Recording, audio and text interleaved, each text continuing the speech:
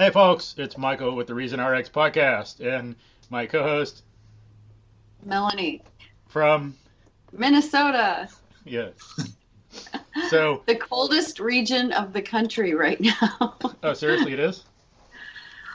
Well, it's in the teens, so I'm really kind of going on a limb there, but it's pretty cold. Yeah, it's pretty Well, cold. continental US anyway, as long as we don't include Alaska.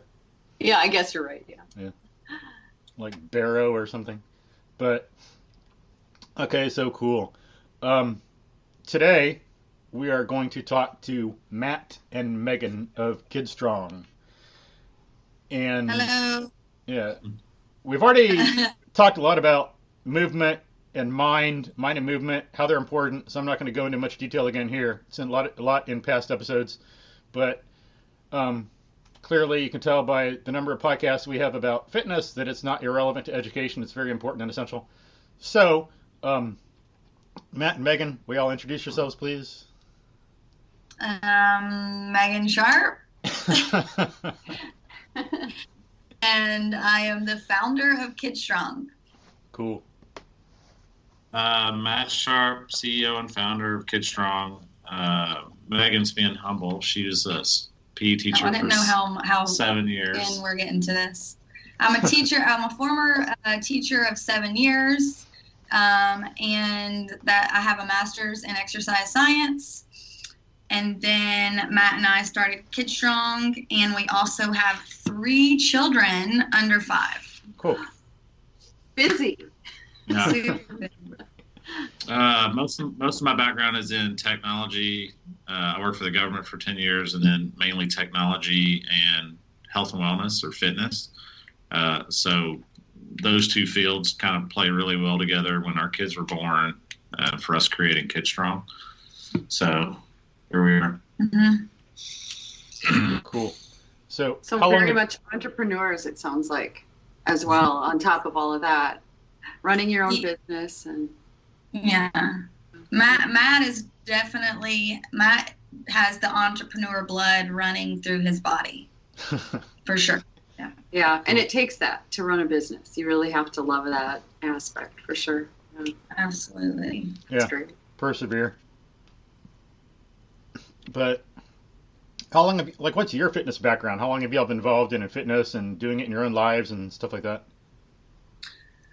So, I mean, I've been playing sports since I was in 3rd grade. And then, so I played sports throughout school.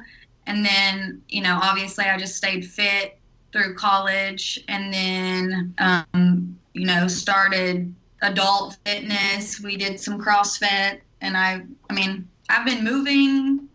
I've been doing some type of sport or fitness since I was about 9 years old. That's great. It's just part of my life. Yeah. Cool. Yeah. I played high school sports, multiple sports. This was back when multiple sports were kind of normal. And played college football and ran track in college, and then was working for the government. Started some gyms. That's where we met actually, and we still own those. Spent about 10 years coaching and programming for those gyms, and again, that's how kind of her educational background, my fitness and technology background, and coaching like all these things kind of crashed together when we had kids, and we started looking for something. It was really Megan brought it up. She said, we need to get Ella into something. And Ella was 18 months. Ella was about 15 months old. Or 15 months old. Yeah. And I just, from being a teacher to kindergartners, I saw the impact, that fitness and movement were going to have on a child. A lot of my kindergartners could not throw, could not kick, could not catch a ball. Some of them couldn't even, run correctly. Wow. Yeah. And therefore, on the flip side, it really had an impact on their confidence, which in turn had a flip side on how social they could be with their friends and their peers. So I just saw this chain of events happening based on lack of, being able to move their bodies proficiently. I'm not talking about being, advanced. I'm just, looking for to move proficiently, and they lack those skills. So their confidence was lacking, and the ability to, be social with their peers was lacking. And, when Ella started walking, I told my husband, at this time I was a stay-at-home mom after that, and I said, we have to get her into something because she has to be around other people.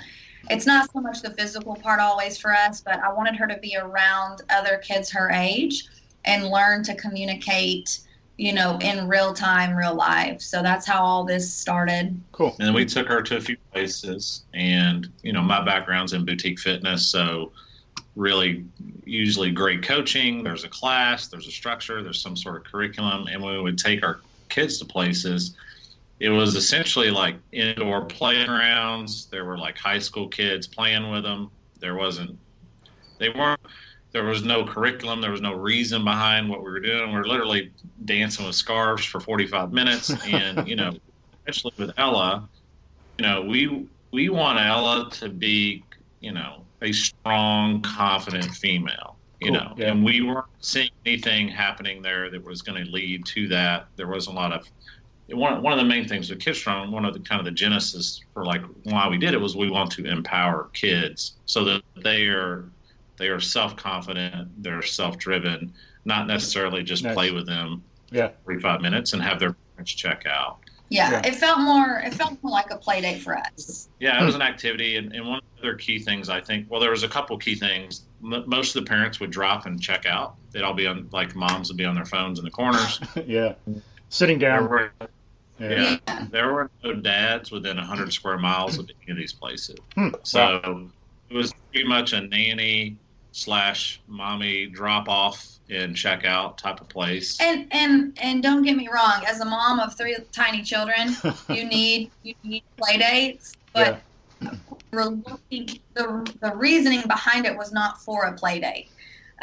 We weren't looking for that particular goal as a play date. We wanted something, with a curriculum, and that's why KidStrong is, based on science, and there is a curriculum that we do. It wasn't a resource for parents. I'll put it that way. And I think one of the things when we started down the path, just assume there's like a resource, like there's a place to go where there's parents like you that want to get connected to experts. Most parents love their kids. They just don't know. They don't know what to do. Mm-hmm. So we were kind of expecting these places to help us. They didn't, and that was really the genesis for, well, why can't we become that place? Because we know a ton of experts. And we're experts. Yeah. When you're paying for something that's not great, and you feel like you can do better on your own. That was kind of how we got started. And it started out with a pop-up class of 20 kids in the back of a warehouse with no bathroom in the building. You were 8 months pregnant? I was 8 months pregnant with our second one. It was, I like to say it was ghetto. It was really, really ghetto. But we said, if we want this for our children, who else wants this for theirs, and there was a lot of people that also wanted that. And it didn't have to be perfect. The main thing was to just move the ball every day and get started. And most businesses fail, I think, in the beginning because they overthink it. And you don't know what you don't know. And the only way you really learn is to start doing it and getting feedback from the parents. And I would say within the first 2 months, we were seeing dramatic changes with the kids. And we didn't know all the science behind it back then. And we eventually had a pediatric OT approach us and say, I want to be on the team. Nice. Any way I can. I want to get my foot in the door. And she ended up becoming our director of programming. And now she leads our programming template team for all the locations. But we didn't know at the time that, between 2 and 6, a child's brain is basically operating on genius level. They are soaking up more information almost any other time in their life. Mm-hmm. It's kind of common sense, but you think about a 3-year-old that knows English was a cell 3 years ago. So a lot of adaptation that has happened in 3 years to go from cell to someone that speaks English. So during that time, you can pack so much learning in. They are absorbing so much, and they're just critical years there. This is when their personalities form. This is when you lay the groundwork for the rest of their lives. So when we were seeing these crazy changes in the kids, we later found out through our pediatric OT the reason there's such dramatic changes is because they can soak up information like crazy. And you just need lots and lots of reps on like key things that drive milestones. And those are things that we were doing in the classes. And we would see kids would be in our classes for a few months and they would be a year or two ahead of their peers, like physically. But one of the craziest things, and you can talk about this, was the social and emotional development. Nice. Because kids don't play outside anymore. Yeah, they're not out away from their parents. So for most kids that come into any program, it's literally the first time they've been away from their parents. It's the first time they've been out of the house and away from their parents. And it's a scary world for them. And if you wait until a kid's getting ready to go to preschool, or you wait until a kid's getting ready to kindergarten, it's a huge shock to the system, and it makes everything harder for them and for the parents. Yeah, true. So yeah, it's good. And if people want to look into it a little bit, I guess as we talked about, Maria Montessori said some of those things. A doctor, medical doctor, Italy, knows what she was talking about, degreed and all that, developed Montessori education. And she had actually a word for that. Same thing. Maybe you probably already know, but she called it around that period the absorbent mind. Yeah. So there's just key development years, and it's not that the other years don't matter, but it's just more of us bringing attention to the parents that these years really matter. So if we can get you connected to things that you can do daily or classes that you can go to that really help set your child up for success, like that, this is the key time to do that. Yeah, and it's not just the physical part. It's the social, and the emotional part too. But the kids don't know that. The kids, they're like, we are playing, and this is fun. They're getting challenged. They don't really know what's going on, right? They don't know that they're interacting with peers, and we also do things. We teach them sign language and Spanish and letters and sight words. Pending age, obviously, we start at walking and we go to 8 years old. So pending the age, we do academic, with appropriate activities, but because research shows if a child is moving at the same time as they're learning, they're going to absorb it much faster than just sitting behind a desk. So we incorporate those things like Spanish colors, and we do math with the older kids, and they just pick it up. But they think that they're playing and they're having a blast. But, parents know, wow, my kid is learning how to, identify sight letters, and they're loving it, and then they take it home. We have something called Hero at Homework, and parents have homework for their kids because we don't want them to just get it once a week. We want them to take KidStrong home. So we'll be getting videos from parents like, we're sitting at the dinner table and we're learning our sight words and we're learning how to do math, and they'll be racing in their living room. They'll be playing like sprint races and who knows what, and it brings the family together too. Yeah. And it's just, I do believe that it's changing kids, but it's also changing parents, because we're all parents here and we want our kids to be happy and healthy. And if they're happy and they're learning and they're able to be social with their peers, that causes us as parents to have a lot less anxiety. So I think we're helping the family, and we're just together. We're just trying to empower them, make them stronger and smarter. And, we always say we're helping kids win at life, because that's what it's all about. It's about winning at life. Matt says going pro at life. And so I think that's what we're doing. Cool. Yeah. I like the idea of self-confident, self-directed social. That's important for later schooling, for doing science. You want to do something original in science or in life, you need the self-direction, the confidence, and then, knowing some people out there support you. Yes. All really important. But cool. And I like, yeah, the idea that it's not just a matter of going around playing, that they need technique. You got to have that structured curriculum so they're learning to do things right. Because, like, everyone can run and everyone can breathe. But unfortunately, Right. because of the culture we live in, not because we're defective or weak or stupid, just the culture we live in, the way we're kind of like the movement models we have around us to look at, like, it's just not there. So it's good you're like, you know, you yourself are being good movement models and you got that technique to show them how to run and breathe and not just do stuff, but do it well.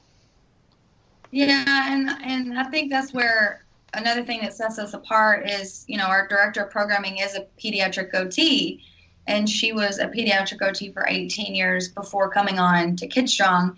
So she knows the milestones that every kid at every age needs to hit, right? So Cool. just like when a child goes to the pediatrician and you fill out the test, like it has your child throwing a ball, you know, and you give it to the pediatrician. She knows where those kids need to be. So we create our program, like Matt said, to be for our kids to be a year ahead. So like our 2-year-olds are doing passing milestones that a 3-year-old is expected to pass, right? Our 5-year-olds are passing milestones that 6 and 7-year-olds are expected to pass. And that's how we create our curriculum. So everything that we do in our classes, there is a reason and there is a milestone that kids have to pass. You know, we're not just making up random stuff. Everything Yeah. has, you know, everything is backed by research, based on research. Just like, you know, a lot of parents don't know if a kid can hang, right? If they're hanging from a bar, let's say they're hanging from the monkey bars, them hanging with their hands develops a strength in their web space on their hand, and that helps a child hold a pencil. Cool. So Yeah. if you see the kids who can't hold their pencils right, or they can't cut with scissors, they're probably the kids that cannot hang from a bar. They literally cannot hold themselves up. And the kids that can hang and have that C grip are the kids that are going to hold a utensil right. They're going to be able to cut with scissors. And so just all of that has an impact on a child's development, and parents are not aware of that. Yeah. So we're trying to bring resources to the parents on how important, you know, all of this is connected. Movement and all of that is connected somehow, some way. Yeah. And I'm glad you're doing that. Unfortunately, as y'all probably know, there's too much of a push in our culture for recess to be taken out of elementary schools and junior high and all that. It's like, oh, we got to do better academically. More time, more time, more time. But human beings don't work that way. And, you know, we're complicated and complex and multifactorial, and we actually need the recess for that to happen. Just as y'all are saying, like, some kid might think he can't write and he's pathetic and the parents think there's a problem, but it's not the kid. It's just kind of the way the culture raises people and doesn't let them get the activity that y'all are bringing in. That's right. There hasn't been, the kids aren't getting the tools that they need. You know, they're not given the opportunity.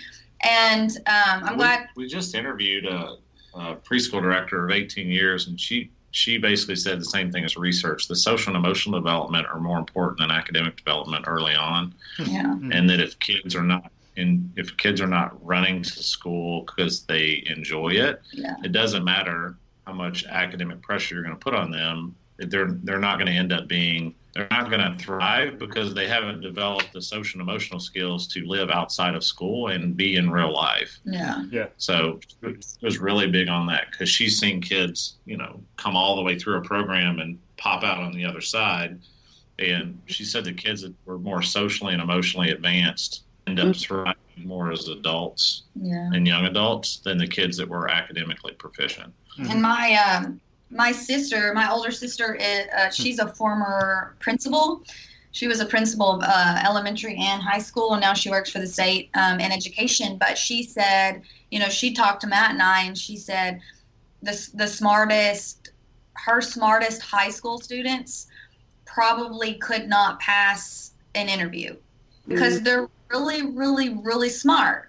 but they lack the ability to talk to someone else. She said they would have issues talking to an adult in an interview, making eye contact and conversation. And I think that's where, we're getting really lost. And we have teachers that take, the punishment is taking away a kid's recess, and as a former PE teacher, that just, makes me sweat every time thinking about it, that they're punishing a child by taking away their recess, when really what would help that child is allowing them to move more. They're probably getting in trouble because they need to move their bodies. Yeah. And I think there's a lack of education about, it's not going to make that child perform any better by making them sit, 20 minutes more while all their friends get to play. That's not going to help them. I know that there are schools here in Texas, go Texas, who are adding,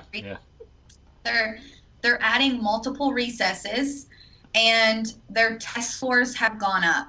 So, the research is there. Mm-hmm. So I hope other schools follow suit in this, and they're starting to get it. The more we're active with our kids, their little brains, it's firing their little brains, and they come back ready to learn, and they're more attentive.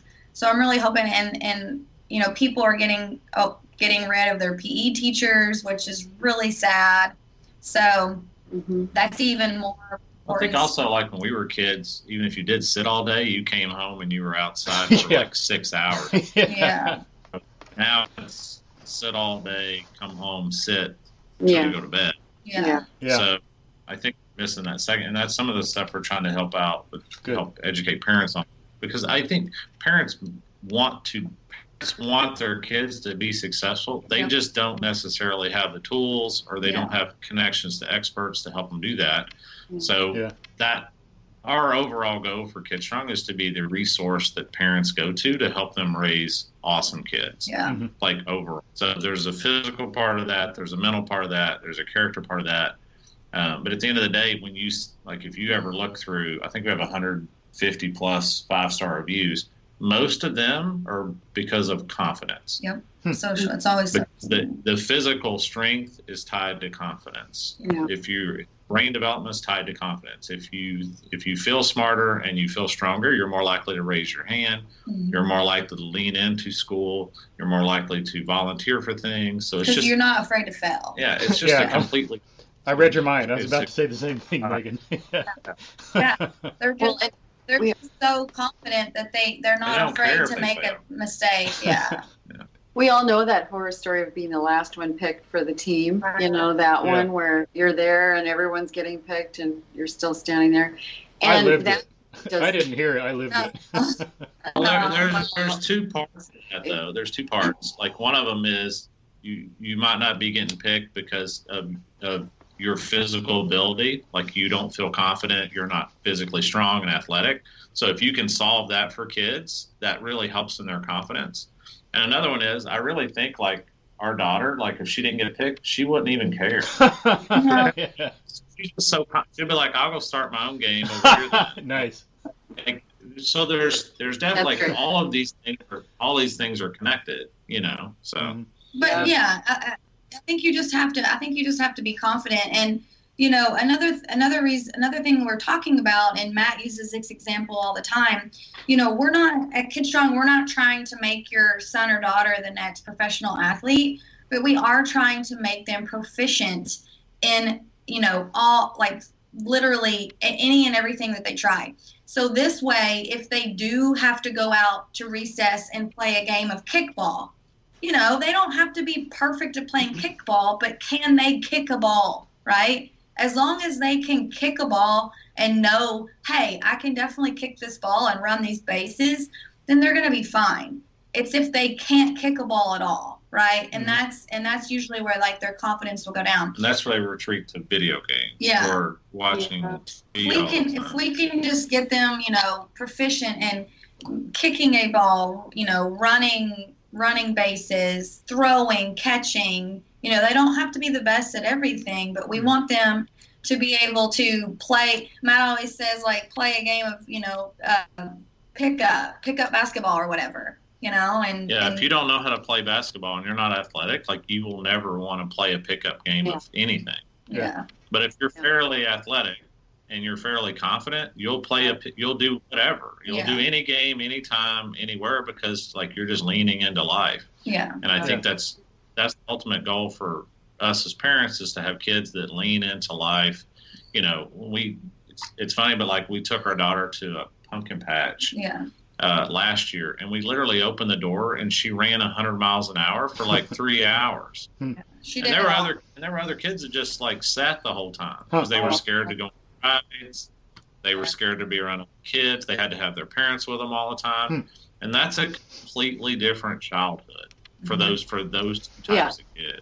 Right. So, Because it's good, like the way you're doing it, so the kids can deal with all kinds of situations that come up in life, like stuff I'm sure you know, but we just haven't mentioned, like you're riding your bicycle and you get hurt. What are you going to do? Your friend gets hurt. Can you take care of that? Can you run back? Can you carry the friend or whatever? What about dealing with bullies in school? What about you get in a car wreck and you want to get over the concrete barrier to get out of the road and be safer? Can you do that efficiently? Can you help someone else get over the barrier? Like family or friend or someone?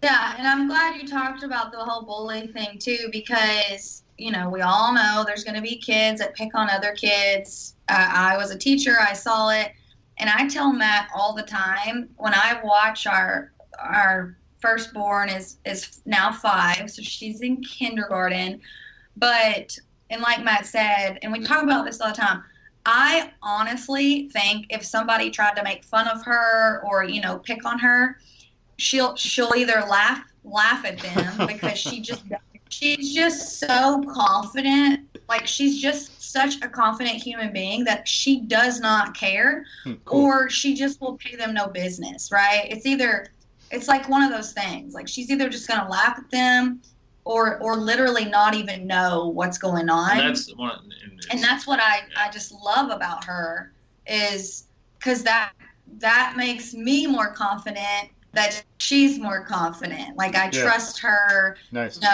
to listen to what people say and be her own person. I really do believe. And if she can be like that at 5, I tell Matt all the time, like, she doesn't fall into peer pressure. She just doesn't. And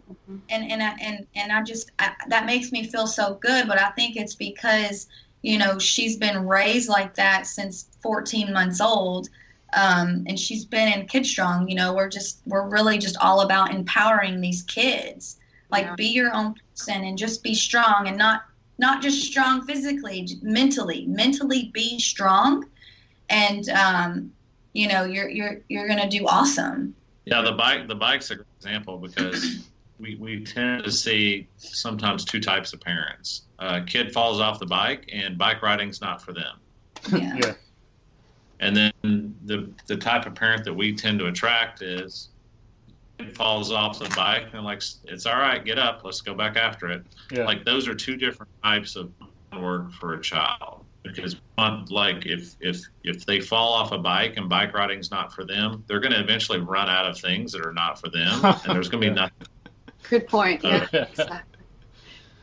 And we're really into positive self-talk for our kids, because if you constantly tell a kid, you can do this, you can do this, you can do this, you're strong, you're strong, you're strong, and we have an affirmation at KidStrong, and the how it came about is our daughter has to climb into her bed at night, and it's a bunk bed, and the reason she has to climb into it is because her little siblings were climbing the ladder.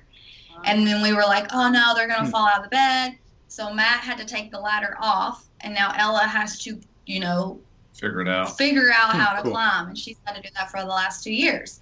So Ella got, Matt would always tell Ella as she's climbing in the bed, you're so strong, you can do this. You're so strong, you can do this. And so he would say that to her over and over and over. Well, one day she got stuck, and her leg or her arm got stuck, and Matt said, do you want me to help you? And she said, no, Daddy, I am strong, and I can do this. Nice. Right? And he came out to me, and he's like, holy crap, it works. That's just that positive self-talk that he kept telling her, you can do this, you can do this. Now, fast forward 2 years later, if she falls or hurts herself in any way, she jumps up and she'll say, I'm strong and I'm brave. Like, it's going to be okay. Cool. And she talks herself through that, right? And we just think that's such a good trait to teach our kids, like that mental toughness.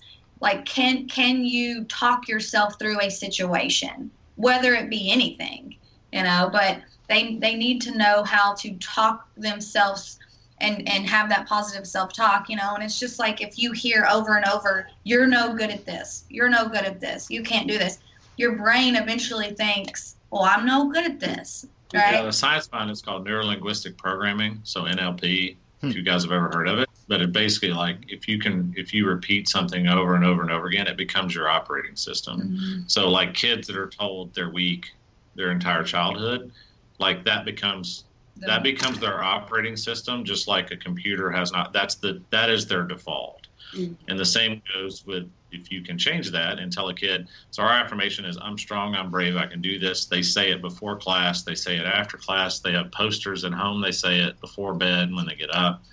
And it starts to become that child's operating system. Mm-hmm. And that's the shield that they have against difficulty in the world. And there's a really good quote we like in KidStrong. I think it's a Jordan Peterson quote.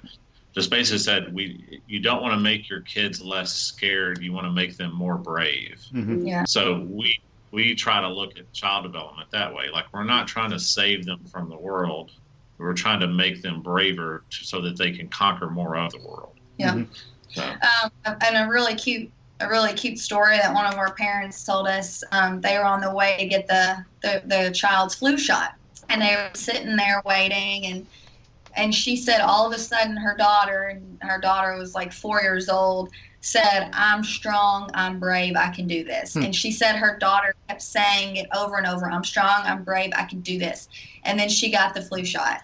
And it's not until you hear these stories, but like, it's it's changing the kid's life, it's changing the parent's life. It's just really cool to see. And we get videos from parents, all the time, every day of they'll be like, oh, my kid is saying the affirmation, we get the affirmation a lot. We get the affirmation so many times. Cool. And it's a really cool thing to see. Yeah. Yeah, and it's nice. It's not just said, but it's backed up in practice. Just like That's right. It's something, if you think about it, it's like that's basically what James Bond has to do. Yeah, he doesn't say it, but he lives it. It's like, you can't do James Bond stuff without, I'm brave, I'm strong, I can do this, because you're at the razor's edge. Right. And we have parents tell us that they say it to themselves now. They're like, we had a parent in Kentucky, he was climbing Mount Rainier. Yeah, one of the tallest mountains in the world, and he told us that when he wanted to stop, that when he wanted to stop, he would say, I'm strong, I'm brave, I can do this. And he said, it just kept running through my head. And because he had heard it so many times in his child's class. Yeah, his daughters both attend KidStrong, and he said, I heard them say it so many times that I was like, why am I making them say it when I need to say it? And he said it got him to the top because he just kept telling himself, I can do this, right? I know. It's like, it's so weird. It's so much better, really quickly, so much better than just saying, be careful. I know parents, they care about their kids, and so, it's good that they want them to be careful, but that's unhelpful information. Usually it seems to mean, don't do that, I'm scared, you should be scared too. But they can... There are no experts that have actually worked with kids for a long time that believe that saving them from the world is the right approach. Yeah. I don't know any real world experienced teachers. That preschool director the other day we interviewed, she said, you have to let your kids fail. Yeah.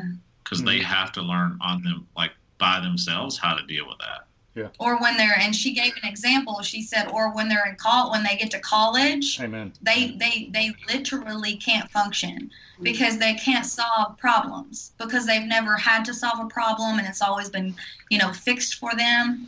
Yeah. And so she's saying parents need, it's okay to let your kids fail. It's okay to let your kids get upset. You know, we don't have to solve every little thing for them, because they also have to be able to regulate their emotions, right? Like they have to know that if they're upset and they cry, like they have to get over it. I think parents you almost need to think about childhood like the immune system. Like, you have to build these things up over time. You can't live in a sterile environment and then go outside, or you will die. Yeah. And I think that sterile environment and then going into school happens a lot, and then the kids crash and burn. True. Because they have no immune system to deal with life. Yeah. You know, so part of what we're trying to do is lay a good groundwork, so when they do hit the school system or just life in general, they have the tools to kind of take that on themselves versus having to depend on the parents all the time. Cool. Melanie, what were you going to say? I was going to say, I know we just have I know we just have a couple minutes left, but I wondered, could you guys walk us through, like, if a parent walks in, how do you guys handle it? What do you guys do? What's your sort of a way you assess the kids, maybe, or how do you guys do it? So we are membership based. So everyone that comes in, you know, if they want to be a part of KidStrong, it is membership based. We do vet everyone that comes in. So we want to make sure it's a good fit for us, but we also want to make sure it's a good fit for that family. So we tell them what we have to offer, you know, and we ask them what their goals are, because it's very important to also know a parent's goals for their child. Is it physical? Is it social? Is it emotional? And based on their goals, you know, we decide and we tell them, here's how we're going to work together to reach your goal, right? This is how we can help you and things like that. So we do vet them. You know, anyone can come in and watch a class, you know, whenever they'd like. But we also know that it is not for everyone. And that's okay. KidStrong is definitely not going to be for everyone. But for the right parents, we have worked together to help, you know, change their kids' life, change their lives. Yeah, and so during that vetting call, there's a light kind of assessment with the parents of, you know, where do you see your child's strengths, where do you see your child's weaknesses, and then that gets transferred over into the coach, the first coach they're going to interact with. That director will tell that coach, hey, there's a kid coming in. Here's all their names. Here's what we went over on the vetting call. Here's what to look for, and it sets that coach up for success because they kind of know what they're getting into. Our director of research right now is developing a 15-point assessment that anyone will be able to do at home, and we'll do quarterly reassessments in the locations. But it's a 15-point, 5-point brain, 5-point character, 5-point physical assessment, because again, we want to be the source for parents to go to know. And what happens is most kids will skew toward a certain area, and then they'll have like a weaker area. Mm-hmm. And our goal is to help the parents identify, okay, this is where your kid's good at. We're going to keep working on that. But here's some things that are going to cause some problems down the road that we can start working on now. So maybe your kid's really smart and he's really high character, but physically he's kind of a wreck. So if we can fix these other things, all of these things work together. Yeah. This is a very like symbiotic relationship here. And well, it can also go the other way. You know, maybe your child is super athletic, mm-hmm. but can they get along well with others? Yeah. Right? Mm-hmm. And we always say nobody wants an athletic jerk. So it can go both ways. And I do want to make a point too that a lot of kids don't want to play sports, and that's okay. And we're their support. I mean, parents will say, my kid has no interest in playing sports, but loves KidStrong. Cool. And that's what we want, right? Yeah. We want to give kids the opportunity. Like, you don't have to play a sport. True. But it is really good to go ahead and start, you know, being able to move your body proficiently, and it's just going to be a lifestyle, right? If being healthy and strong is a lifestyle, then it's a lifestyle whether you're playing a sport or whether you're at home. Absolutely. Yeah, true. Thanks so much for joining us today, you guys. This was really amazing listening to you guys. You're living it and you're doing it, and this is great. And having you guys on is just, a lot of parents will benefit from this.